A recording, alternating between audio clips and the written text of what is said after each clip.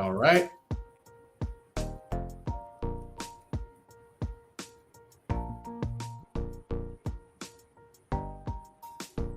Good afternoon, everyone. Thank you so much for joining for today's session from resume to job offer. Let's go ahead and wind down the music so we can get started right away.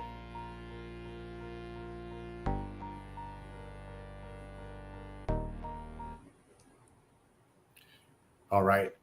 So let's give a couple more minutes because I know it's in some places like say Eastern time, more likely you're in traffic listening to this session, or you're with family, or maybe you're at work, or maybe at your lunch break. So either way, thank you so much for joining. I'm super excited to talk because there's a lot to cover, and then there's a lot of people out there wondering, hey, am I doing this correctly? Am I going through a job search, or will I be going through a job search in the foreseeable future? You might have seen your colleagues or friends, family members going through a difficult scenario or situation, and you might be thinking, I might be next. Or maybe you're going through a scenario like that right now where you're looking for that next best opportunity for yourself.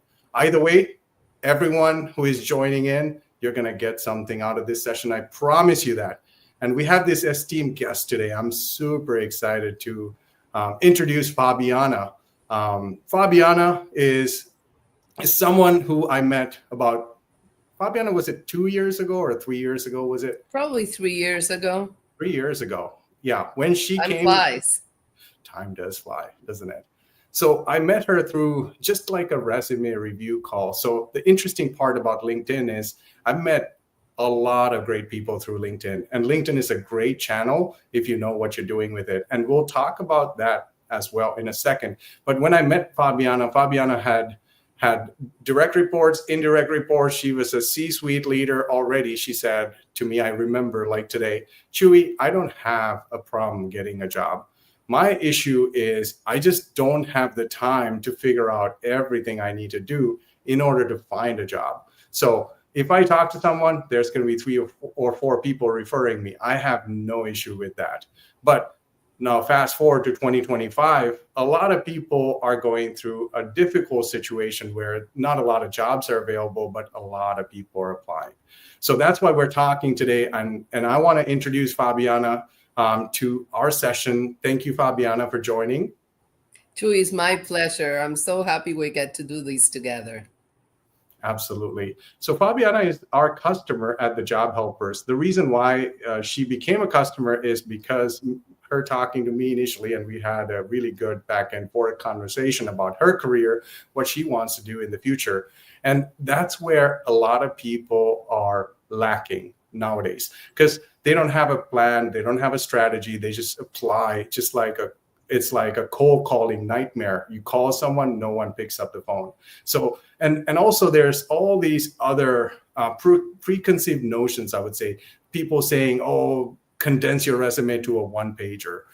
How can you condense your resume when you have 30 years of experience? How do you get it down to a one-pager? Really hard to do and not recommended, by the way.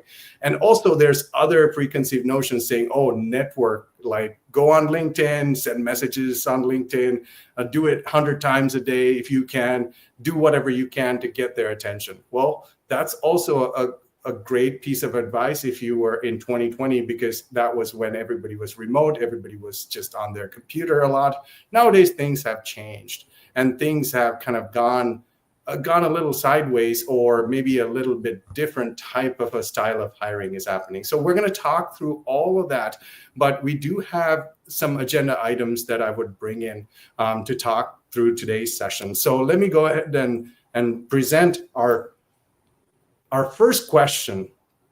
We want to know, now you can add these answers in the LinkedIn chat there, comment where you're from, where you're sitting at maybe at your office. What we want to know is what area or region you're from.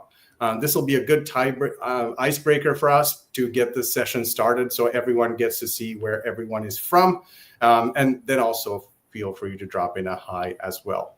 To talk about us, which is kind of a big component, because if you know who you're listening to, you would have a better understanding of what we do as maybe individuals. I can talk about myself a little bit. 15 years ago, I went into this conundrum of, oh my gosh, I'm unhireable. That's where I started, because I was applying to jobs like there's no tomorrow. I applied to 864 jobs, I can remember, at Microsoft while working there. And I got into this, thanks for applying, but we've decided to go with someone else type of messages in and out. I was getting so many of them. I thought, oh my gosh, I'm never going to find another job.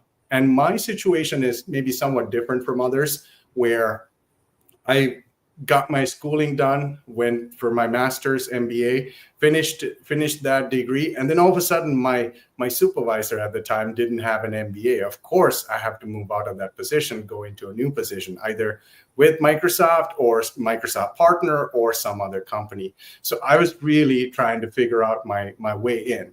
And then at that point in time, I realized, okay, there's so many things that are happening in the market. I had no idea what I was doing. I had a 3-page resume, and I showed it to a recruiter. The recruiter said, this will never pass through the ATS screening.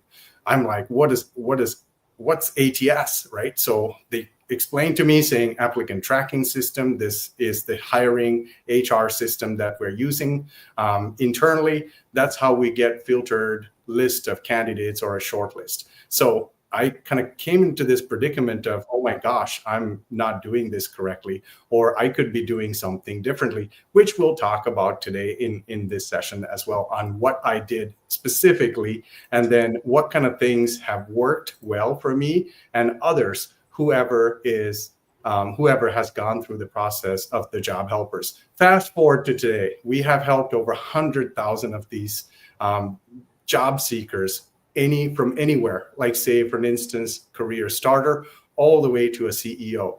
Fabiana is one of those customer testimonials right there in front of us there. So I'll have Fabiana talk about herself a little bit, what she has been doing over the years.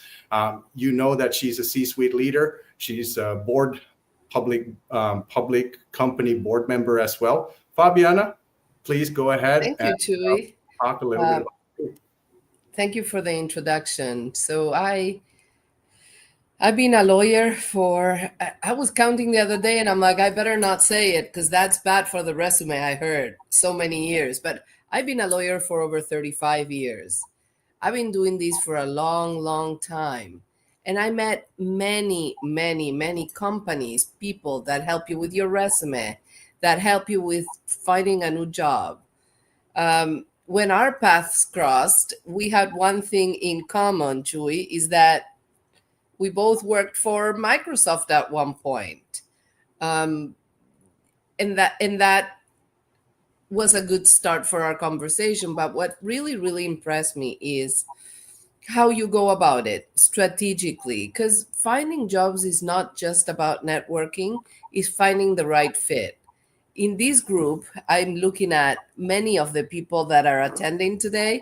I've worked with, I know well. So they know me and they know what's important to me. To me, when I'm looking to hire people into my team, I know what I'm looking for. I know that I want people with a leadership that is unique, that is the type of leadership I admire and respect.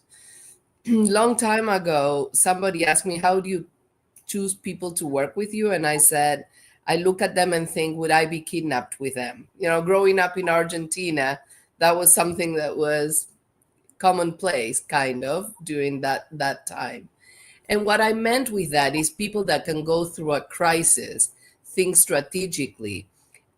And many of the people attending today, I've been through crises with. And so that's why I would pick them to work with me. Now, the real question is, until you meet them, until you have that discussion, you need to be talking to Chewy, because that's how you get through the first these days people AI are getting so many resumes that most times nobody gets to see you or talk to you. So, Chewy, I think it's important that we discuss how do we get to meeting somebody? Because once, when I told you I don't need help, finding a job, that was true. Headhunters call me a lot because I've been in the industry and I've been very well known and I'm published author, and all of those things make it easier.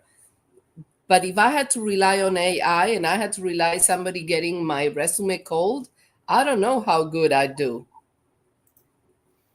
And that comes to our next question, which is, in one word, if you can talk about your biggest job search obstacle, we want to hear that. Is it getting interviews? Is it going through the interview but not getting an offer? Or is it you just having to juggle all these things that you have to do in order to find a job, and you don't know what order they're in or how to do it, how to navigate the job market? Or is it your main challenge, your puzzle doesn't fit with the rest of the puzzle pieces, meaning maybe you're pivoting from one industry to another, or maybe your industry is seeing a lot of layoffs, or kind of seeing a lot of downturn right now. Maybe that's the reason that you're looking for another industry. I remember this morning I talked to someone and said media industry, it's kind of in the decline a little bit. So he wants to go into another industry, and this person is a VP of product. So we had this amazing conversation where transferable skills, how do they fit and transfer over? What are transferable skills? It's different for every person, and it's different for every role that you're looking at also. So let's talk through that. The question is, in one word, what's your biggest job search obstacle? Trust me, we're going to answer all these questions during the session. There's a lot of action-packed information coming your way, but I wanted to kind of understand what you think and what your biggest obstacle would be. And reading through some of the responses, and thank you so much for engaging. There's Jay Doe from Aloha, Hawaii.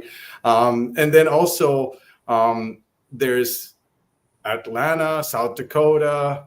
There's Memphis, Tennessee, Redwood City, California, and New York, and Chicagoland. There's so many great people from different places, which I love about LinkedIn. There's lots of really good people coming from different places as well. No one else so far from outside of the country here, Fabiana, but we have Canada here, Toronto. So thank you, Lavanya. Thank you for joining. Really, really good that we have a good group of people here. So the answer to some of those questions, Fabiana said, hey, you need to talk to Chewy. The reason why is because I didn't invent this. I didn't come up with this. I was educating people at first. My story comes across as, okay, I applied to all these jobs, and then all of a sudden I was in a conundrum myself, or kind of a challenge I was having in my head. I've applied to all these jobs. I haven't heard back. I need to do something differently, or maybe it's the job market. A lot of people I talk to tell me that even today. It's the job market. Then I tell them, hey, if I wanted to lose weight, and if I'm looking at the scale and saying it's the scale's fault, it might not work out for me, right? The working out might not go well for me. So you cannot look at the job market and say it's the job market. Yeah, it is the job market. It's the obvious thing. It's like I live in North Dakota. Everybody talks about the weather. It's the commonality. It's the easiest thing to go with. But you have to be strategic, you guys. Now, the next question that's going to come in is going to really help you with this strategic element. The next question is going to be, type AI if you got AI to write your resume, or human if you did it yourself, or a company did it for you maybe some time ago. Type that in there on the comment section as well, because this is an interesting element that comes up a lot of times. Oh, ChatGPT wrote my resume. Are you getting interviews? Not really. So what's the point of ChatGPT writing the resume? Well, let's start with that. Let's talk about AI. Now, the difficulty with AI is there's a thing called hallucinations. My IT guy is in this session. He would know exactly what I mean when I say hallucinations, because he's very IT oriented. He would know what the computer is doing on the back end. Hallucinations are typically misinformation, or the system didn't understand the query or whatever you're searching for. So it just gave you a response back, but it's not the correct response. Or sometimes what happens is ChatGPT will write your resume, you submit the application, but then the employer has something like a plagiarism checker or an AI checker on the other side where it catches your application and then discards it. So that's another issue that a lot of people are going through as well. So you want to think about AI and how you're going to use AI in the process. The best way to use AI is to do some keyword parsing yourself. Meaning, if you were to use an ATS scanner, it's a better way to do it versus just having the AI writing your entire resume. The difficulty there is because you cannot manage that effectively. Meaning, even if you're going through and saying, "Oh, it makes sense," it might not make sense to some of the employers. And if you're changing so much on the resume every time when you're going through every job and then asking ChatGPT to change the content, 10 applications in, you'll find a different type of resume altogether. That's a big challenge as well that a lot of people go through. So in my personal opinion, customizing the resume every time to every job doesn't work. It never worked. Here's why. When I was going through these applications that I was submitting, I was doing that naturally. I had this word cloud back in the day, word cloud, where I had all these keywords I identified, put it in, because we didn't have ChatGPT 15 years ago, added all these keywords in there. And then I started adding them and then applying to any role I could find. But it didn't work. The reason why is because I was changing so much to the point where I was making a ton of grammatical mistakes. And then also my authenticity, the document content authenticity was dropping at some rate. So now all of a sudden, some of the content, even when I went into this several interviews that I faced, they were asking me questions, but I didn't know exactly how to answer them because I just I parachuted a word or two here and there. So I didn't even know how that came about. So I had a lot of issues explaining that. Instead, my personal recommendation is, and let's read through some of these comments. A lot of you are saying combo, hybrid. A lot of you are saying, oh, there's one person from Italy. Hi, Sonia. Yes, and she's a friend. I've known her for over 50 years. I've been trying to say hello. I cannot figure this out, talking about AI. But yes, we have Italy in the house. Yay.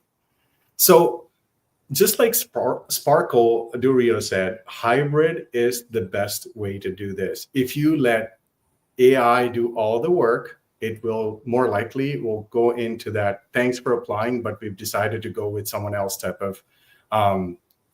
of message or email that you'll receive.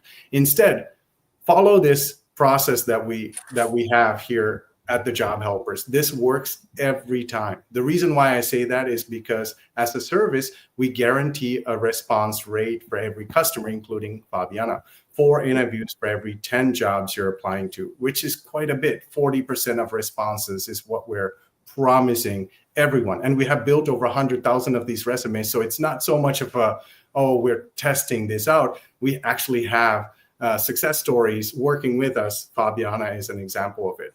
The best way for you to position yourself is, maybe you can jot this down. Ask yourself questions like what kind of titles, what kind of locations, salary expectations, and industries you want to target. Again, the questions are what kind of titles, what kind of locations, salary expectations, and industries you want to target. Jot multiple answers down if you can, and then do the research. This is where AI can come in. ChatGPT has a feature where if you feed those specific answers, or if you go to Gemini, or if you go to Copilot, there's a specific feature that you can just say, hey, find me all the jobs against this specific criteria. Do that. And then all the jobs that are available will come up. And that's what we would do. We would collect all these jobs and then run ATS scans against them. ATS meaning applicant tracking system software screening scans. Now, Chewy, I also want to add, because we are from different schools too, and I think it's important that we have this discussion. People need to network. I hate it when people call me only when they need something. Oh, by the way, you remember me from 10 years ago? That's not right. Build relationships. Surround yourself with people that want to see you succeed. Do the right thing consistently. Make sure that you also offer your help to others. Be the kind of leader that other people want you to be, and demonstrate those skills. Because, one thing is getting your resume to be seen. The other thing is getting the interview to go well. It's showing your skills, is having and building those relationships. And that doesn't happen once every 4 years when you need a new job, or once every 10 years, or whenever you need something from someone. So I think it's important that we all remember that, because I still get the calls, remember me from 10 years ago?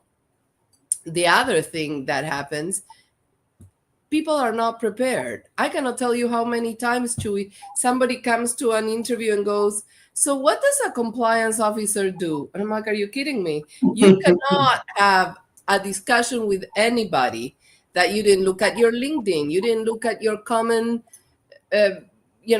connections, and call and find out and read anything they are writing about or wrote about or published.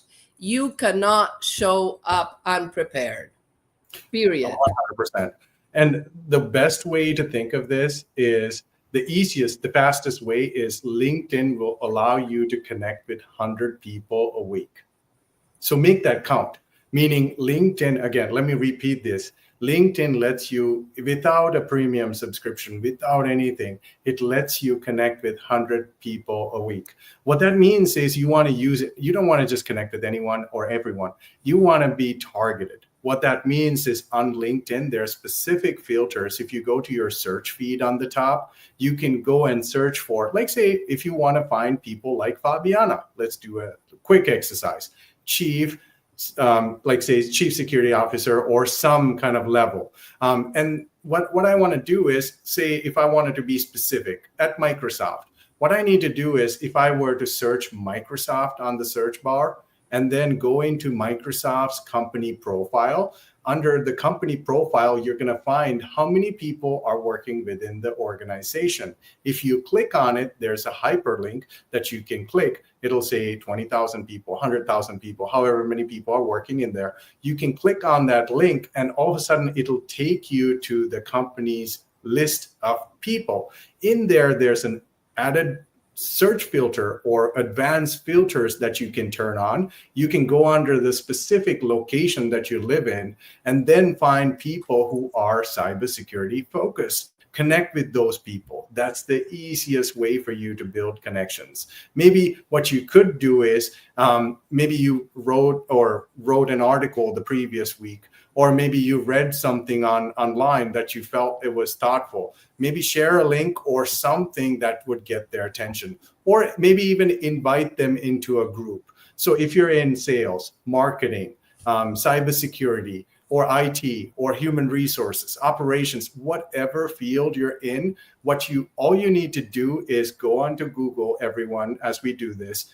go onto Google, search by best LinkedIn groups for, and then add whatever specialty that you're in. Or if you're in leadership, say best LinkedIn groups for, and then if you're in finance leadership, and then Google will give you a result of blog posts that other people have written some time ago or recently. And then when you click on those blog posts, it'll come up with the best finance leadership groups on LinkedIn.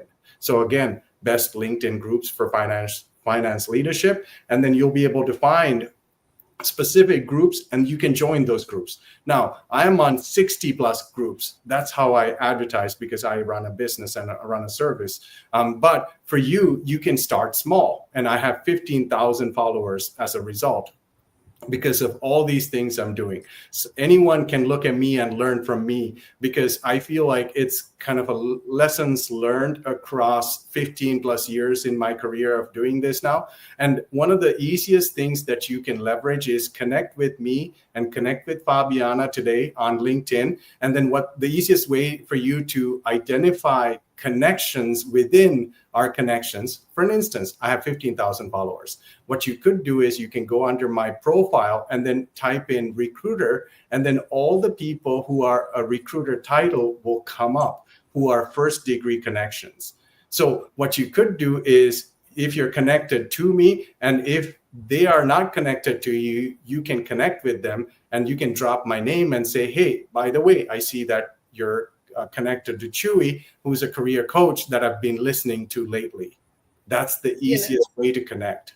The other thing that it's important to note is be passionate about some, share your thoughts. We don't like extremes. LinkedIn is not a good place for extremes, but thoughtful articles. Write, read, make sure that you engage. It's an algorithm. The more you do, the more you're going to appear in searches, the more you're going to appear when people are looking somebody, with your profile. So participate. I do that every day. I'd say I go in LinkedIn every day, at least 5-10 minutes. I want to see what other people are doing. I take the time to congratulate somebody. I get the time to comment on something. It's important that you do. Show passion, show interest. And especially if you're on a job search, this is a way for you to get close to that individual. Fabiana, you're 100%. I'm going to disagree with you, Chewy. It's not only if you're in a job search, because truly, most of the time, you don't even know you're going to be in a job search. Do this because it's the right thing to do. Help others, connect, share your opinion. Say, somebody...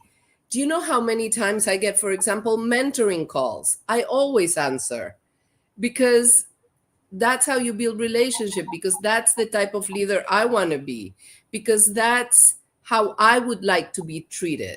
So I'd say LinkedIn is basic. Treat others like you want to be treated. Connect, share, and be thoughtful. Absolutely. And one of the other things, and 100% agreeing with Fabiana here, because it's not really when you start connecting with someone during a job search, it's probably late at that point, late in the game a little bit there. The reason why is because we spend years and years building a brand as a company. That's what we do.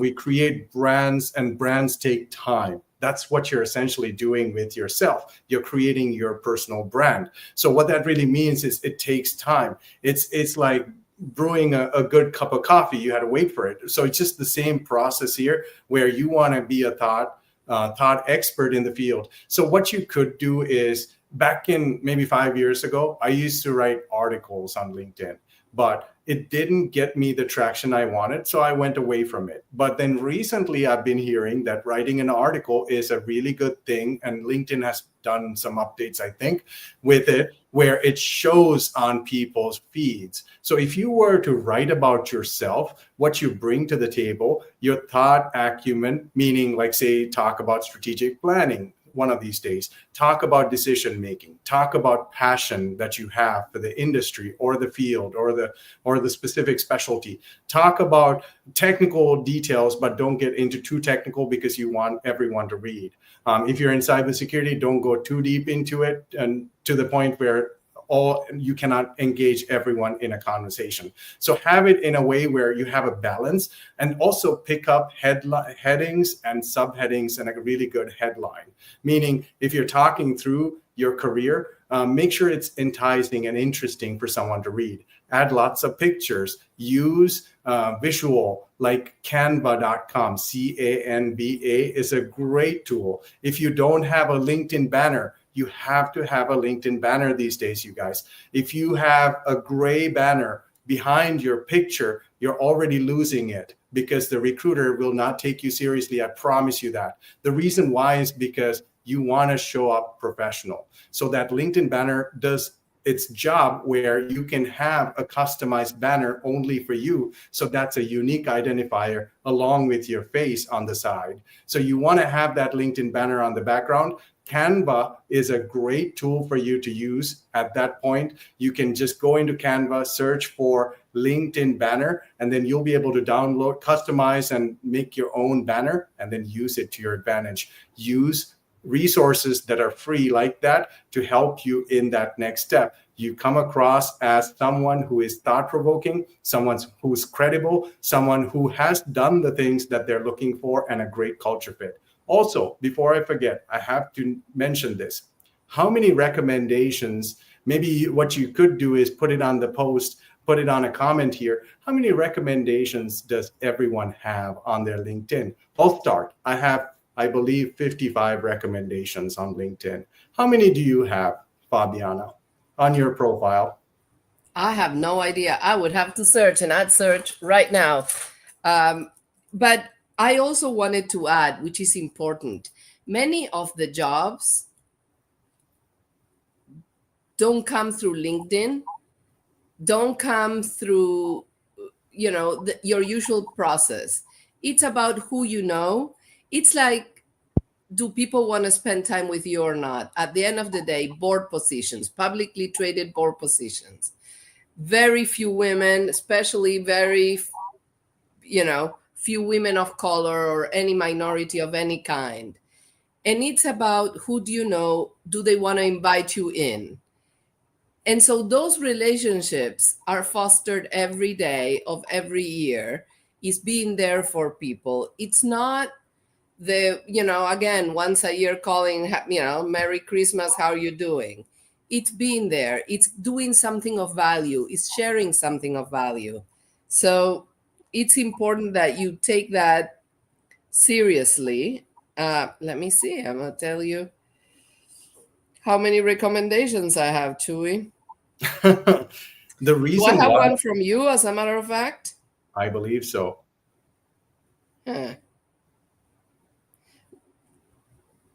And the real reason behind recommendations is it's not so much for you and your ego or anything like that. It's for the person who is looking at them, because it's a third party talking about you.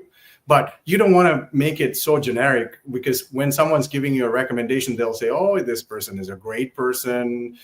Have them talk through their personal interactions with you, how they felt about you, and what kind of a personality you are. Are you detail oriented? Are you operational, strong on operational acumen? Or have them talk through different projects that you work with. The best way, I would say, is to get a recommendation is to give a recommendation, because a lot of people forget about it and then they never come back to a recommendation or when you request one. So the best way to do it is to give a recommendation to get one.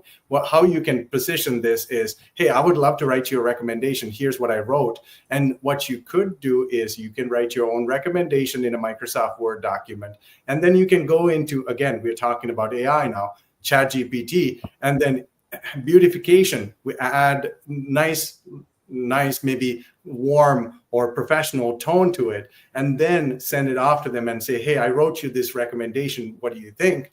That'll really open up a conversation. And as a result, they'll offer, or they'll feel like they have to do something for you, because that's what people do. They'll be like, hey, what can I do for you?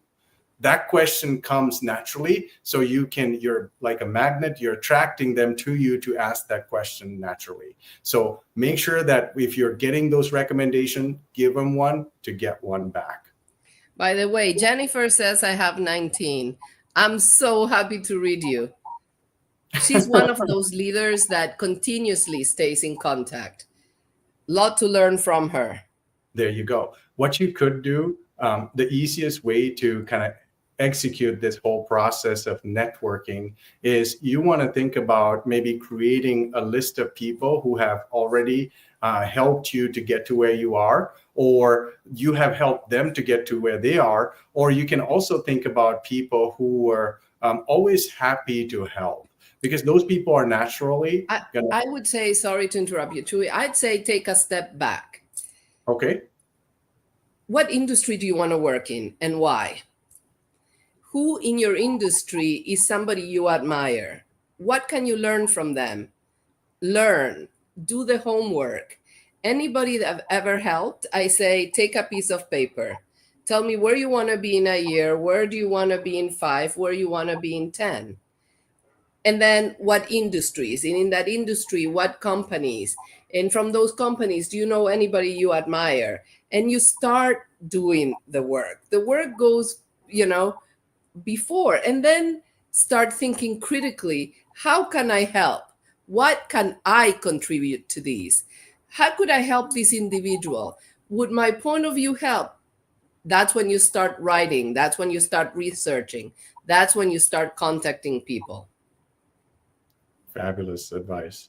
Really good advice. And that's exactly what I would think in terms of building a list of people, the short list. Who are the people who have been influential to you in your career? Who are the people that you aspire to become? Or what kind of specific field or fields that you're thinking and targeting? And what are major players in that market, or people who are always active on LinkedIn even, because you know that those people will respond more likely. So you can even focus on those small, like the small group of people, and then target those avenues there.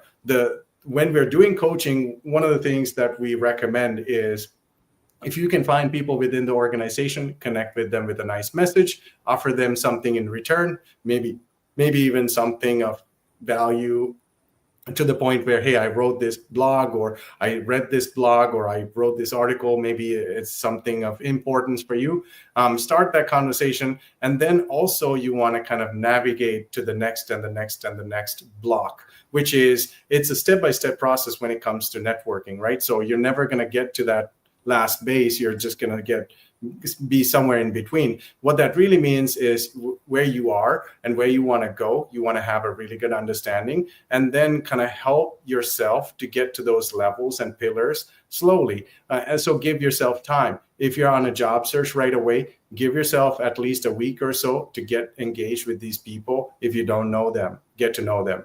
Look at their, like Fabiana said correctly, so if they have received a promotion, or kudos on LinkedIn, or any other thing that you can relate to, hey, say congrats, because eyeballs are the most important thing. Now, say for an instance, I get a lot of eyeballs every day on LinkedIn. I get about 10,000 views, impressions a week. The reason why is because I do a lot, meaning I post, repost my posts. I do really thought-provoking posts. I think about them. I have call to actions added to them. So then that way there's some way of a hook where people are reading through it, people are getting something out of it. I talk through things that normal everyday people go through. I don't make it super complex or make it super convenient for them to relate back to me. So think of those things as you're kind of building this networking journey of yours. And then think about items that you can add to your tool chest, where blog articles that you found interesting, maybe have a folder of those,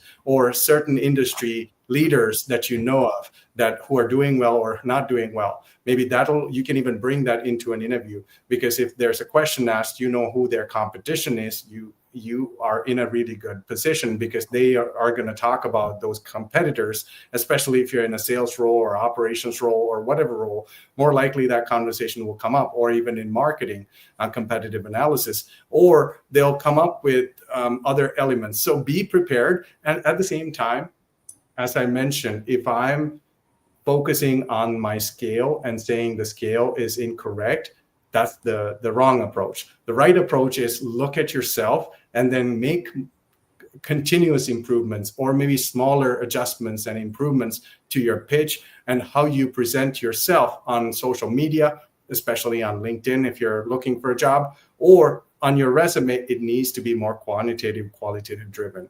What does that mean? Well, for everyone in this session, they're probably coming from different backgrounds, different levels of expertise, right? So quantitative, quantitative, quantitative details are different for everyone. Salesperson, okay, they have sales goals, results, attrition, retention. There's all these other things that they can talk through, engagement, and then operations. Or you can talk about cost reduction, time savings, process improvement. There's so many other things that you can discuss, like cross-functional teams, matrix environments, working with partners, vendors, contractors, business transformation. If you're in HR, that's a big piece as well, or change management if you're in project management. So I'm going through a lot of different things right now. The real reason behind this is because you have all these skills as transferable skills. Most of you do. What you want to do is to put all of that into paper and put it in a way where it's easier to read and it's easier to comprehend. And the idea there is you want a solution sell to this audience. And that's where someone like me would come in and say things like, okay, we don't want to just build a resume like we're throwing spaghetti at the wall. It just doesn't stick. It wouldn't stick. What we want to do is to take a more strategic approach. And that's why when I said, think through what kind of titles, what kind of locations, salary expectations, and industries. Just like every project, just like everything that we want to do in life, we want to have a plan. That's your plan. If you have those answers to that plan, then you're getting somewhere, because then the next step, even for us as a resume writer, is to look at all these jobs together. The reason why I'm doing research even in 2025 is not because ChatGPT couldn't do it. I'm doing it because it's going to be more accurate. And I'm also using HRIS type of tool. Now, a lot of people just fall through the cracks because they don't know what that means. The reason why is because a lot of people just go to ChatGPT and say, give me the keywords. But ChatGPT might not have the right keywords that the employers are using to parse candidates. So you want to think about that for a second. So you want to use a tool, even the internal tool that we use called Job Pro Max. That tool was created because we couldn't find a tool that was cost effective for the common person. The reason why is because not a lot of those tools are available to the common person. It's all available to HR people, recruiters, and others. What they're doing is, I want to kind of talk through this for a second, Fabiana, if that's okay. The hiring process, what happens is 93.7% of employers, medium to large size companies, and this is all stats based off of LinkedIn and Coursera. LinkedIn says 93.7% of medium to large size companies are using ATS screening or tracking. And then 75% of people are getting that rejection message saying, thanks for applying, but we've decided to go with someone else. The reason why I say that this tracking system or screening process is so important is because if you're not using that same methodology, you're going to get the same result that I got 15 years ago, where I applied to 800 plus jobs and then I got no responses from them. I got maybe a handful of people talking to me, referring me. That was it. So the real reason behind this is because if you do research up front, you're going to be successful. And what that means is, if you were to customize the resume for every job, it's a tedious process. You're going to take at least 2 hours of your time modifying every resume for every job. Instead, take a step back. Like someone like us, we would go through, when we're building a resume, this is the honest truth, we would go through 1,500 keywords for each person. We're pulling jobs from LinkedIn, Indeed, Career Builder, ZipRecruiter, company websites, Glassdoor, Monster Ladders, and scan through this screening bot. And the screening software program will give us a list of keywords, phrases, topics, lingo, verbiage, competencies, years of experience, achievements. Now, 1,500 is a lot of keywords. You can only add 1,000 words on the resume, so it's not really going to work, right? So I have to drill it down or filter it down to a repeated list of keywords to find out what keywords have a higher priority. Now, here's what I'm talking about. Think of it this way. If cross-functional collaboration came up 85% of the time out of all these jobs I looked at, say hypothetically 100, out of those 85% of the time, cross-functional collaboration is coming up, I know for a fact that that information needs to go on the first part of the resume, because needs to capture someone's attention right away. So that also means that I cannot just go in and just parachute a keyword saying cross-functional collaboration instead of explaining what that means. Now I have to ask you questions like, okay, what kind of teams did you work with? What kind of different departments are they coming from? And what kind of processes, policies, milestones, timelines were you able to manage and work on? Now, all of a sudden, I have a story. Now I can place that successfully on the resume. And then everyone looking at this resume is seeing, aha, cross-functional collaboration is something that I'm looking for. Okay, it matches all these people that we're working with right now in this organization. These are the departments we have as well. Now you're connecting the dots instead of just blindly saying cross-functional collaboration. Chewy, we don't have much time left, and we're getting really good questions. I think that we need to let's have that conversation. Let's do what we preach. So, Chris, you have a good question here. What about picking 6 jobs and using ChatGPT? I tell you from my perspective, I would. Chewy can tell you better, but it's about writing the right thing the right way and presenting a story that is compelling. Forget the resume for a second. I just got an introductory letter from Benito, who's attending today. That was excellent because he immediately connected what we have in common, something that might be of interest to me. That's what we should all be doing. The resume at the end of the day is storytelling. Do you capture the people attention or you don't? If you don't, you're done. I think about it this way. Is it somebody that's interesting to me that I would love to have lunch with? Or is it somebody that I'd sit with them and go, oh my God, what did I say? 15 minutes? It's not going. That's the story you want to tell. And ChatGPT can help you with some words to put that together. So, Chris, the answer is you want to go higher than 6 jobs. You want to do at least about 25 jobs if you can. And then also ChatGPT has a way to generalize things. Everything is generalized. It's like getting that Tesla robot and asking it to go and fix your car. So it just wouldn't be able to do that, right? So every GPT has its own kind of way of doing things. So ChatGPT specifically will generalize a lot of details. It'll beautificate your information. Don't get me wrong. It'll put nice verbiage in there, but it'll make it longer. And if you ask it to summarize information, a lot of times, even your good information, like qualitative details, will get cut.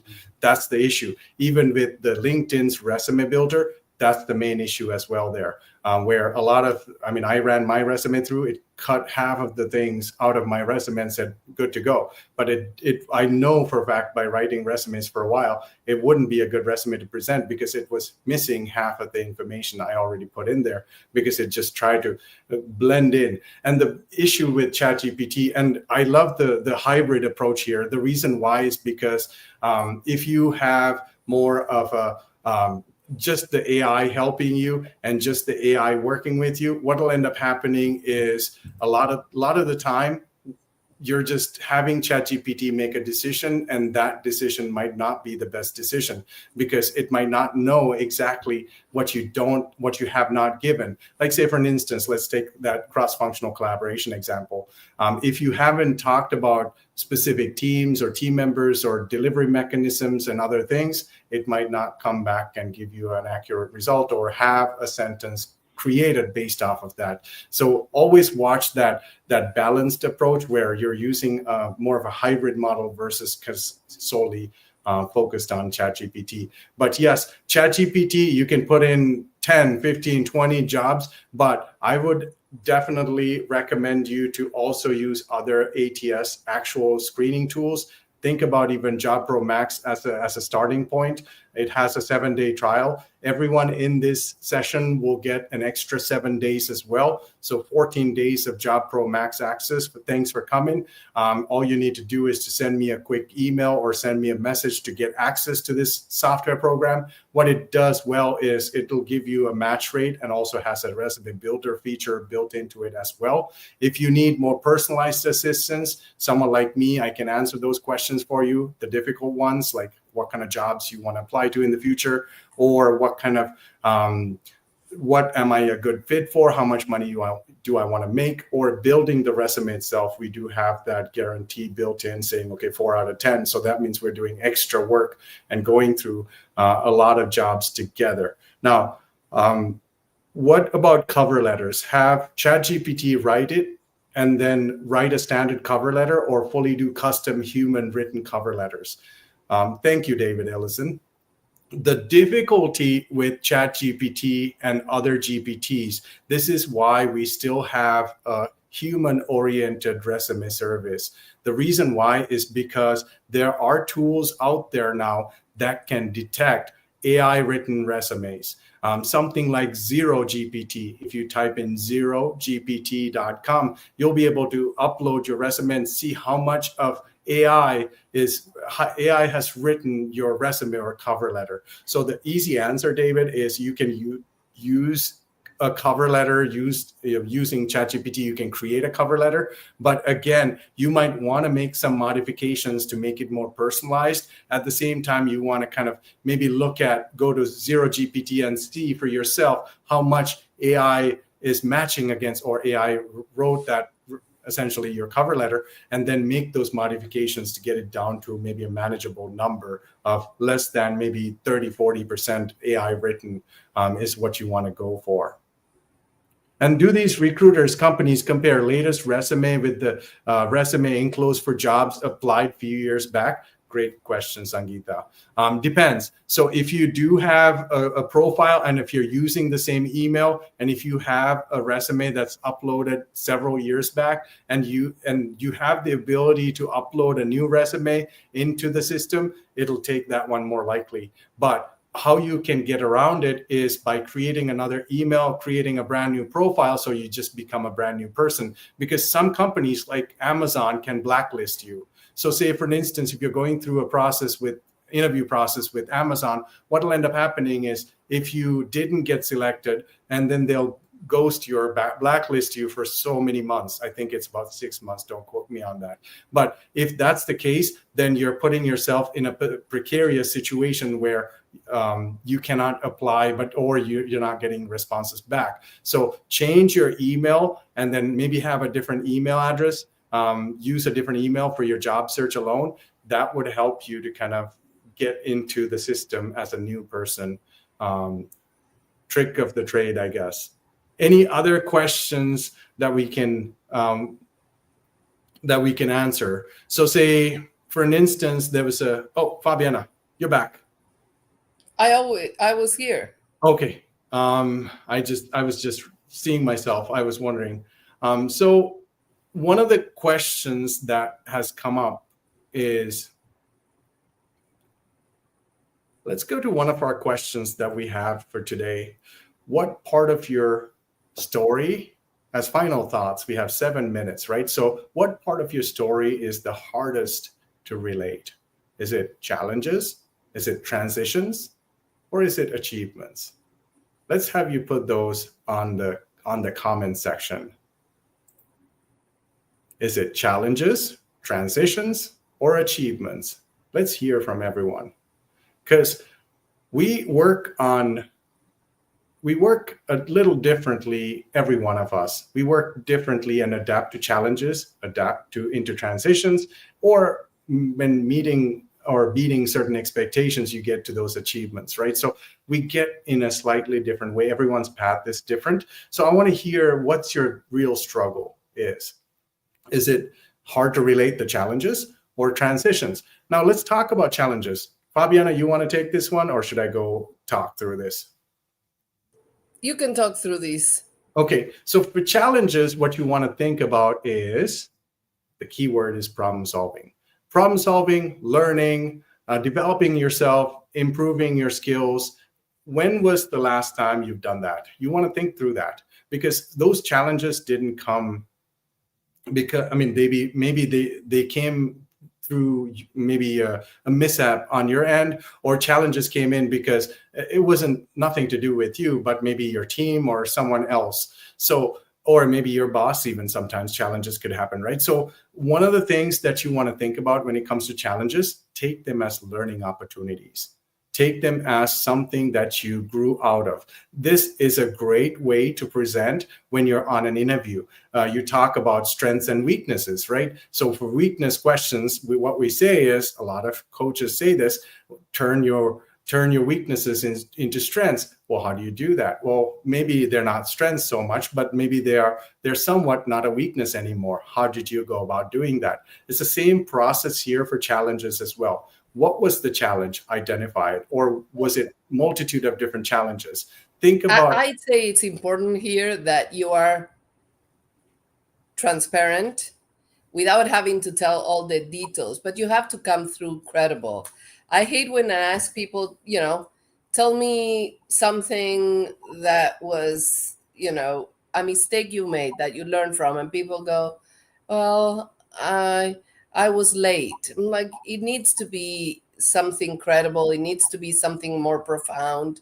Think about how you want to be seen, how you want to come through.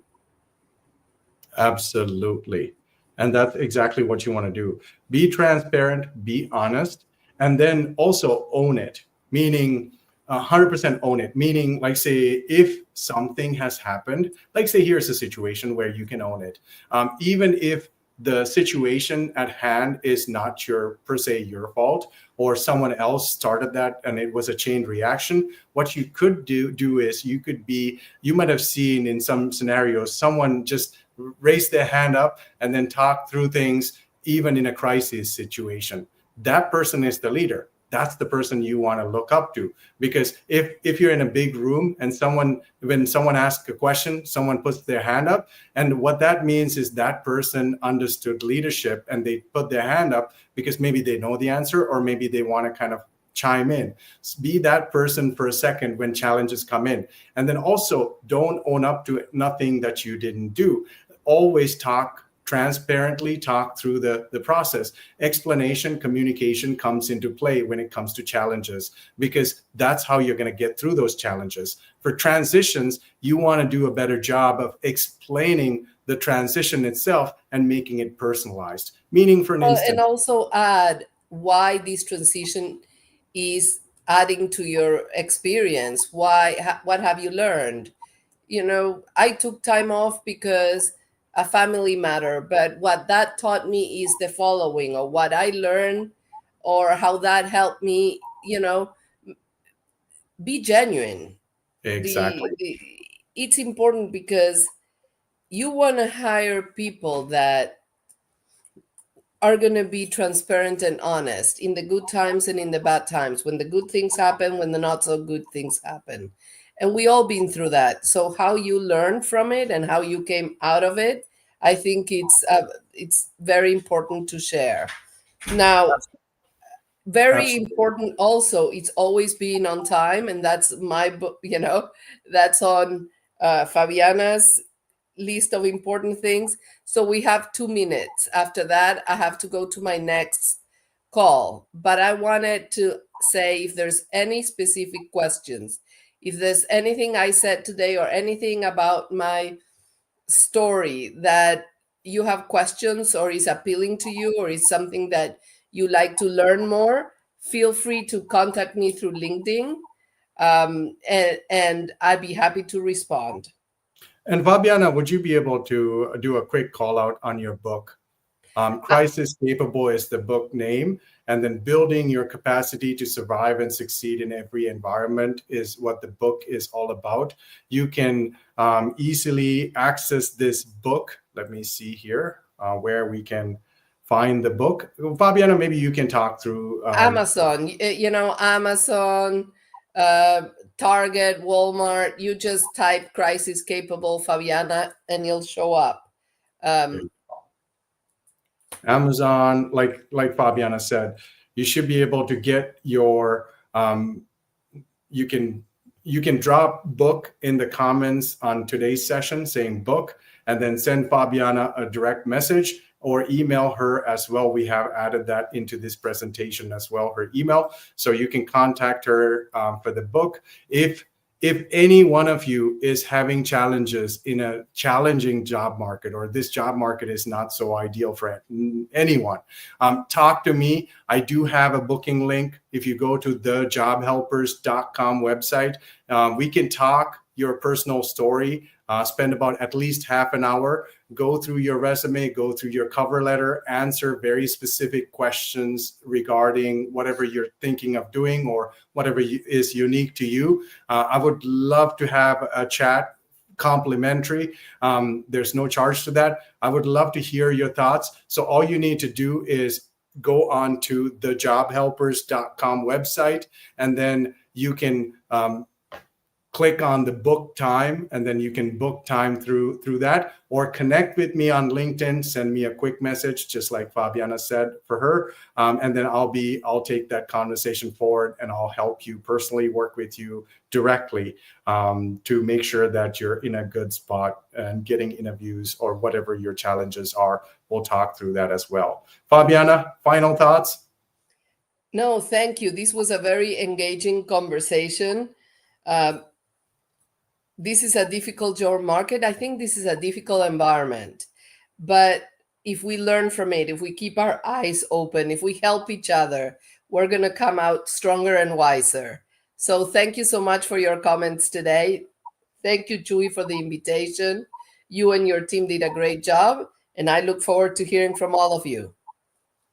Thank you so much, everyone. Thank you for joining. Thank you so much, Fabiana, for joining. Really, really good information, very insightful information. I'm so happy that we included you in this session. Again, a special call out on Fabiana's book. Go ahead and check out on Amazon if you need a little bit of career searching, career soul searching, or if you're looking for a job, not landing interviews, contact me, message me on LinkedIn, or go to thejobhelpers.com website and book time. Thank you so much for attending. We'll have another session very soon. We'll bring another guest in as well. I'm looking forward to having Fabiana today, but we'll be, I hope you have a wonderful week and the rest of the month, and looking forward to that next session. Thank you. Thank you.